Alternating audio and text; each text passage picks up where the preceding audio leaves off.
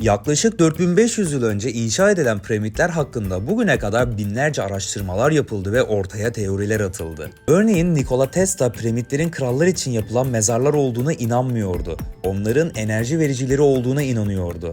Bu piramitlerin şekli ve konumu nedeniyle kablosuz olarak enerji gönderme gücü içerdiğini düşünüyordu. Bu da dünya için sınırsız ve kablosuz enerji üretimi ve aktarımı anlamına geliyor. Tesla ise 1899 yılında aldığı $30.000 borç ile Amerika'da Colorado Springs'te kendine Mısır piramitlerini araştırmak için bir laboratuvar kurdu. Bazı söylentilere göre net somut veriler bulunmuyor ama laboratuvarını kurduğu yerin konumu rastgele bir yer değildi. Mısır piramitleri ile ilgili bir konumu vardı. Tesla, Mısır piramitlerinin konumunun da rastgele bir yere değil, aksine dünyanın manyetik alanını kullanabilecekleri özel bir yere yapıldığını düşünüyordu. Tesla 6 ay boyunca burada kaldı ve burada sınırsız elektrik üretimi çalışmalarına devam etti. 41 metre uzunluğunda yapay şimşek üretmeyi başardı, sokakta yürüyen insanlar ayakları ve yer arasına temas eden kıvılcımlar görmeye başladı. Işıklar kapatıldığında bile laboratuvarın 30 metre kadar yakınındaki ampuller parlamaya devam etti. Ayrıca Tesla 3, 6, 9 sayıları ile oldukça takıntılıydı ve piramitlerin gizemini çözmesinde bu sayıların yardımcı olduğu söyleniyor. Tesla 3, 6, 9 sayılarının evrenin sırrını çözmek için evrenin anahtarı olduğunu düşünüyordu. Tesla bu sayılara o kadar takıntılıydı ki bir binaya gireceği zaman etrafını 3 kere dolaşır, kalacağı otel odasının numarasının 3'e bölünebilir olması gibi birçok konuda bu sayılara takıntılıydı. İlginç olan şeylerden birisi ise piramitlerin yapıldığı dönemde dünyanın kütlesi ve ölçüleri bilinmemesine rağmen piramitlerin ölçüleri dünyanın ölçüsüne tam olarak oranlanmıştı. Büyük piramidin yapımında her bir bloğun ağırlığı 2,5 ton olan kireç taşı kullanıldı ve toplam ağırlığı 5,5 milyon ton. Bu devasal büyüklükte ve ağırlıkta yapılan büyük piramidin yüksekliğini 43.200 ile çarptığımızda 6.343 kilometre, yani dünyanın kutup yarıçapına ulaşıyoruz. Piramidin taban çevresini ise yeniden 43.200 ile çarptığımızda ise dünyanın ekvator çevresinin uzunluğuna ulaşıyoruz. 43.200 sayısı ise rastgele kullanılmış bir sayı değil. Gece ve gündüzlerin eşit olduğu günlerde bir gecenin ve bir gündüzün uzunluğu 43.200 saniye uzunluğunda oluyor. Bunun gibi birçok ilginç sebeplerden dolayı Mısır piramitlerinin sırrı hala çözülemiyor ve dünyanın 7 harikasından birisi olarak listede duruyor. Birçok araştırmacının teorilerine göre ise piramitlerin yapıldığı zamanlarda günümüzde sahip olmadığımız teknolojilerin ve matematiksel verilerin kullanıldığı düşünülüyor. Kısacası Tesla, Mısır piramitlerinin krallar için yapılan bir anıt mezar olduğuna inanmıyordu. Ayrıca piramitler krallar için mezar olarak yapıldığına inanılsa da hiçbir kral öldükten sonra mezarı piramitlerin içerisine konulmamıştır. Tesla ise dünya için sınırsız enerji üretimi çalışmalarına maddi sebepler yüzünden devam edemedi. Laboratuvarını ilk başta açmak için borç aldığı JP Morgan'a tekrar gidip maddi destek istedi ama o ise Tesla'ya yardım etmek yerine Tesla'nın fikirlerini alıp kullanan Edison'a yardım etmeyi tercih etti. Çünkü JP Morgan Tesla'ya yardım etseydi belki de Tesla dünya için sınırsız enerji üretmeyi başaracaktı ve kendisinin de sahip olduğu dünyadaki birçok enerji şirketleri iflas edecekti. Maalesef ki şirketlerin para kazanma hırsı Tesla'nın ücretsiz sınırsız enerji üretme projesini engelledi ve Tesla maddi yetersizlikler yüzünden çalışmalarına devam edemedi. Kısa bir süre sonra Tesla'nın laboratuvarı kapatıldı ve Tesla öldükten sonra yaptığı tüm çalışmalar ve araştırmaları yok edildi. 22 Ağustos 1799 yılında ise Mısır'ı işgal eden Fransa İmparatoru Napolyon çok merak ettiği Büyük Piramidin içerisinde kral odasında bir gece uyumak ister. Geceyi kral odasında tek başına geçiren Napolyon ertesi gün dışarı çıktığında yüzü gördükleri, yaşadıkları ve hissettiği korku yüzünden bembeyaz olmuştu. Ona ne olduğunu ve ne yaşadığını soran hiç kimseye ta ki 23 yıl sonra öleceği güne kadar hiçbir cevap vermemiştir. 23 yıl sonra öleceği gün ona tekrar Büyük Piramidin içerisinde neler yaşadığını sorduklarında ise Napolyon, "Söylesem neye yarar, anlatsam da bana inanmazsınız" der. Bu yüzden Mısır piramitlerinin gizemi ve sırrı hala çözülememiştir ve birçok şey sır olarak kalmaya devam edecektir. Ben ise Keops, Kefren ve Mykonios piramitlerinin bulunduğu bölgeye gidip piramitlerin içerisinde neler olduğunu sizlere göstereceğim.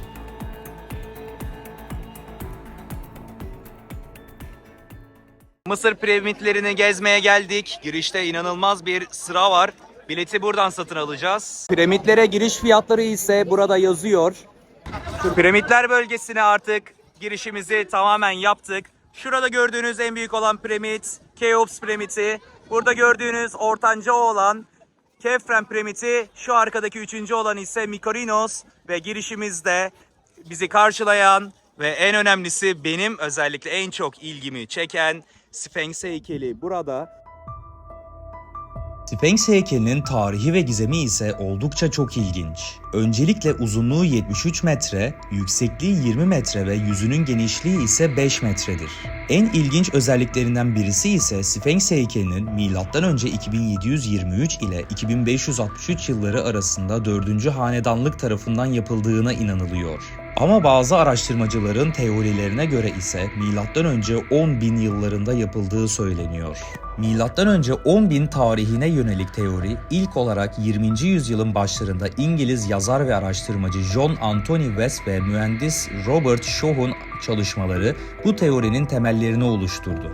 Mühendis Shaw, Sphinx'in aşınma desenlerini incelediğinde heykelin su erozyonuna maruz kaldığını ve bu erozyonun Mısır'da son 10.000 yılda görülen şiddetli yağışlarla ilişkilendirilebileceğini öne sürdü. Ayrıca Sphinx'in yapımında kullanılan kaya bloklarının bazılarının Giza platosundan çok daha eski taş ocaklarından geldiğine dair bulgular bu teoriyi daha güçlü hale getirdi. Bu teori daha sonra diğer araştırmacılar ve jeologlar tarafından da desteklendi. Eğer Sphinx heykeli gerçekten M.Ö. 10.000 yıllarında yapıldıysa bu Türkiye Şanlıurfa'da bulunan Göbeklitepe'den de eski olduğu anlamına geliyor. Çünkü Göbeklitepe M.Ö. 8.000 ila 10.000 yılları arasında yapıldığı biliniyor. Ayrıca Sphinx hakkında bir diğer ilginç bilgi ise birçok yerinde gizli tünellerin ve gizli odaların bulunması. Örneğin Sphinx'in kafasının üstüne bir kapak var ve gizli bir odaya açılıyor. Bu da Sphinx'in kafasının üstündeki tünellerden içeri girilebileceğini gösteriyor. Ama bu tünel bir kapak ile kapatıldı ve içerisine artık girilemiyor. Onun dışında Sphinx'in gövde ve pati bölümlerinde de gizli tüneller keşfedildi. Bu da Sphinx'in sadece kafa kısmında değil, yer altında kalan kısmında da gizli tünellerin ve odaların olduğunu işaret ediyor. Onun dışında Sphinx heykelinin burun kısmı yok ve burnuna ne olduğu konusunda kesin somut bilgilere sahip değiliz. Ancak bazı söylentilere göre Napolyon, Mısır'ı işgal ettiği dönemde Napolyon'un topçuları tarafından savaş sırasında vurulduğu söyleniyor. Ama bu bilgi oldukça yaygın olan ve yanlış bilinen bir bilgidir. Çünkü Danimarkalı bir deniz kaptanı olan Frederick Louis Norden tarafından Napolyon doğmadan yıllar önce çizdiği Sphinx çizimleri Sphinx'in burunsuz olduğunu açıkça gösteriyordu. En yaygın olarak doğru bilinen bilgi ise tarihçi El Makrizi'ye göre 1300'lü yıllarda Nil Nehri yükseldiği ve tarlalarda verimlilik yükseldiği için bunu köylüler Sphinx'in bir hediyesi olduğunu düşünüp Sphinx'e tapmaya başlamışlar. Bunu gören Müslüman Muhammed Saim Al-Dahir bu durumdan rahatsız olarak "Siz Müslümansınız, siz putperest değilsiniz, Sphinx'e tapamazsınız" diyerek Sphinx'in burnunu kırmıştır. Peki günümüzde Sphinx heykeli, piramitler ve çevresi ne durumda? Hadi gelin sizlere şimdi biraz da etrafı göstereyim.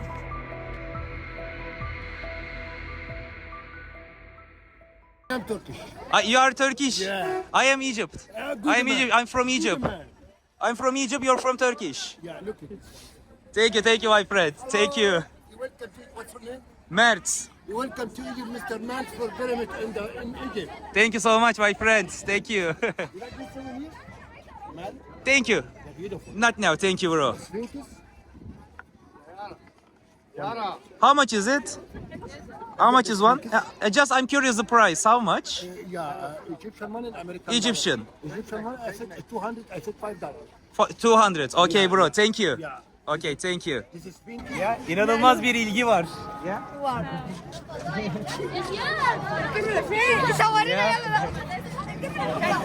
You're welcome.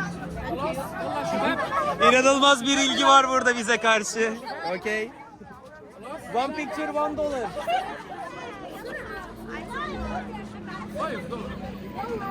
Yeah, one picture $5. Give me $5. Give me money. Okay.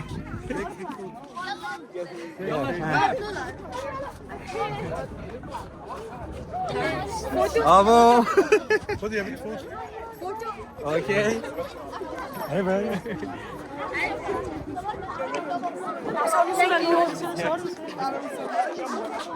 سبع صرصرة نجيب له واحدة يا عم اهدى One picture $5.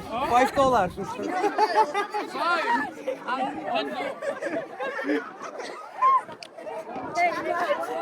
Aa, devamı geliyor.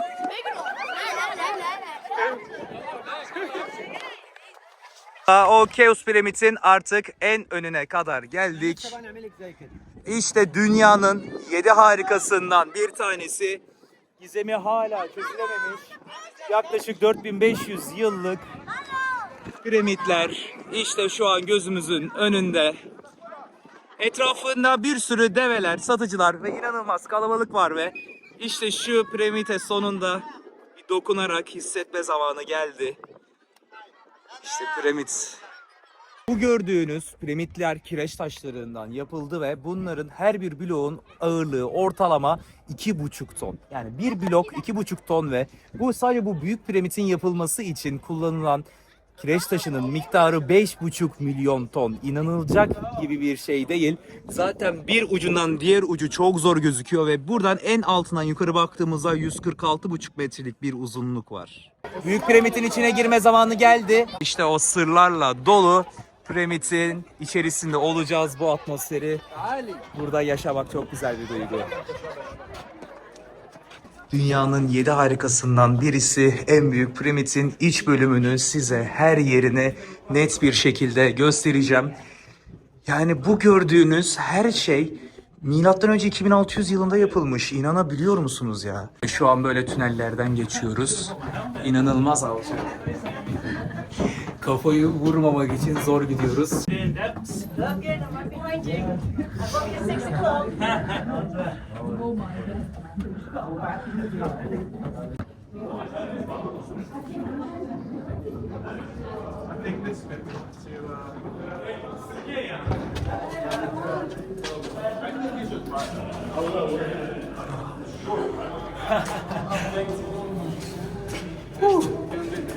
Bayağı alçak ve geldik.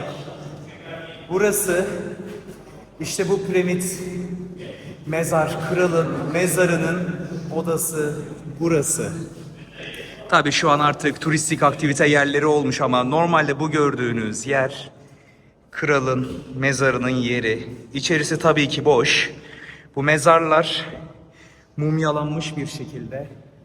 Bazı kralların mezarları özel müzelerde, Kahire'de, Mısır ve Medeniyetler Müzesi'nde ve çoğu kralın mezarları ise Luxor ve onun da daha güney taraflarındaki diğer şehirlerde mezarları yatıyor. Ama bu yer, bu gördüğünüz bu oda 4500 yıl önce, milattan önce 2600 yıllarda o zamanın teknolojisiyle yapılmış özel bir yer. Kralın mezarı, Mısır kralının özel mezarı işte burası.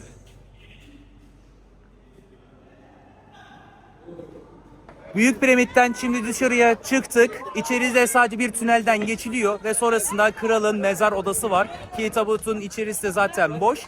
Buraya girmenin ücreti 900 Mısır poundu. Aslında pek bir olayı yok. Yani piramidin içerisinde aslında çok fazla daha olaylar var. Gidilecek gizemleri dolu odalar var tabii ama oralar turizme kapalı. Bizim girebildiğimiz bölümü sadece size gösterdim. Aslında çok da bir olayı yok yani kısacası.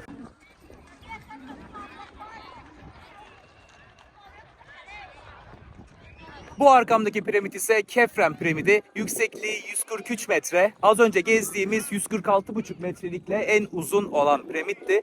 Bu piramidin ismi Keops piramidiydi ve kralın adı da Keops'tu. Ve burası ise Kefren. Yaptıran kişi de kendisi Kefren oluyor ve aynı zamanda Kefren, Keops'un oğlu oluyor. Yani Kefren diyor ki ben de kendime bir tane piramit istiyorum. Babamın 146,5 metrelik bir piramidi varsa ben de bir tane kendime yaptıracağım diyor ve bu da Kefren piramidi. Ziyaret şu an Kefren piramidine kapalı. Bu yüzden içerisine giremiyoruz. O yüzden biz de şimdi 3. piramit Mykonios'a doğru yürüyerek yola çıkıyoruz.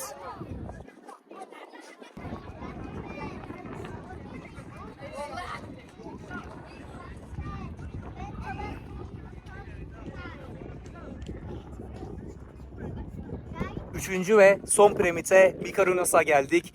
İlk piramidin oğlunun yaptığı Kefren ve Kefren'in de oğlu Mikerenos'un yaptığı piramit. Bunun içine girmeden önce etrafını incelediğimizde bayağı bir yıkılmış, taşlardan görüyoruz. Piramit bayağı bir zarar görmüş ve bayağı bir yıkılmış ama hala sağlam bir şekilde duruyor. Bu önceki piramitlerin hemen hemen yarısı uzunluğunda. Diğerleri 143-146 metreydi. Bu da 75 metre civarlarında. Zaten bayağı bir fark olduğunu da fark edebiliyoruz.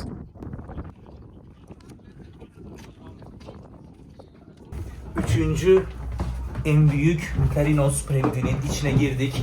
Bu önceki Keops piramidinde yukarı doğru çıkmıştık. Bundakinde ise aksine yer altına doğru iniyoruz. Bayağı uzun tüneller içerisinde gidiyoruz. Bayağı bir kaygan. Hello. Hello. How is there? Oh, very good. Good. Yeah, good, good. Okay. Good play. Burada tünellerden aşağı valla kaymadan gitmeye çalışıyoruz. Çok kafayı vurmak için zor. Uzun boyluysanız dikkat edin burada.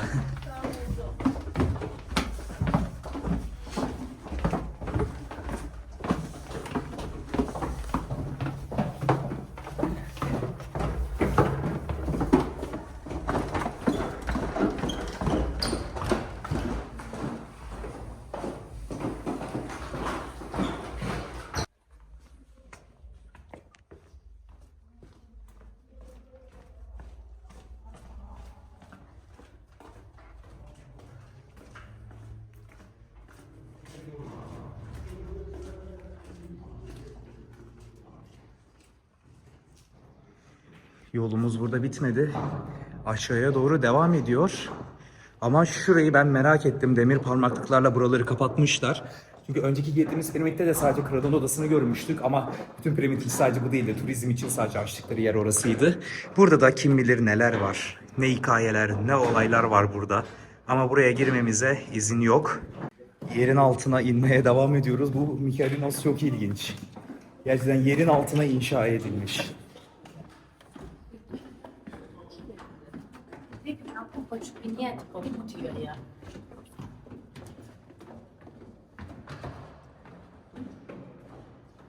Ve geldik. Burası da Mykarinos piramidinin içerisindeki kralın mezar odası. Ama burada tabii ki mezar burada da tabii ki yok. Hepsi şu an mumyalanmış bir şekilde müzelerde ve Güney Mısır'daki mezarlıklarda. Tabii ki insanlık az durur mu? Kralın mezar odasının yukarısında buraya herkes her yere isimlerini yazmışlar. Buradan Wilson'a selamlarımızı iletiyoruz. Her yere buraya yani böyle bir tarih yatan yeri bu şekilde kirletmişler.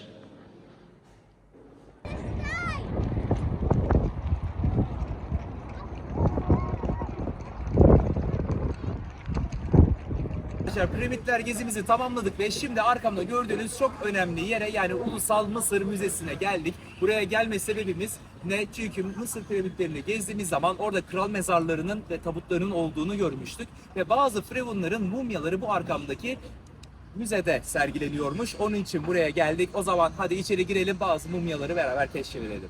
Şu an Ulusal Müze'nin içerisindeyim. Buraya 2 katlı yapmışlar. Birinci katta burada eski yıllardan kalma bazı eşyalardan var ve burada aşağı katta ise mumyalar. Aşağı katta az önce aşağıya indim mumyaları gezmek için ama aşağıda fotoğraf video çekmeye kesinlikle izin vermiyorlardı. Ben de saygı duydum, çekmedim. Sizlere buradaki kalıntıları göstereceğim. Burada kalan bazı kalıntılar gerçekten çok güzel. Eski yıllardan kalmış antik Mısır tarihinden Sphinx heykelleri, onun dışında bazı eski firavunların kalıntılarından burada çok güzel bir müze var.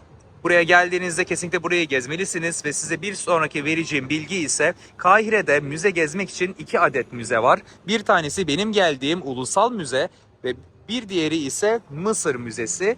Benim geldiğim Ulusal Müze, buraya giriş 500 pound. Eğer öğrenci biletiniz varsa 250'ye de girebiliyorsunuz. Aşağıda benim mumyaları gezdiğim yerde ağırlıklı olarak Ramses ailesinin ve yaklaşık 30'a yakın farklı mumyaları görebiliyorsunuz ama Tutankamon ve diğerlerinin mumyaları ise diğer Mısır Müzesi'nde sergileniyormuş. Benim geldiğim yerde genellikle Ramses ailesinin mumyaları vardı ve bu ulusal müzede bu şekilde dostlar sizlere olabildiğince Mısır tarihi ve piramitler, firavunlar hakkında her türlü bilgiyi elimden geldiğince vermeye çalıştım. Umarım videoyu faydalı ve güzel bir şekilde bulmuşsunuzdur. Emeğe destek, videoya da bir beğeni, like atıp da kanala da abone olursanız çok teşekkür ederim. Diğer Mısır videolarında görüşmek üzere.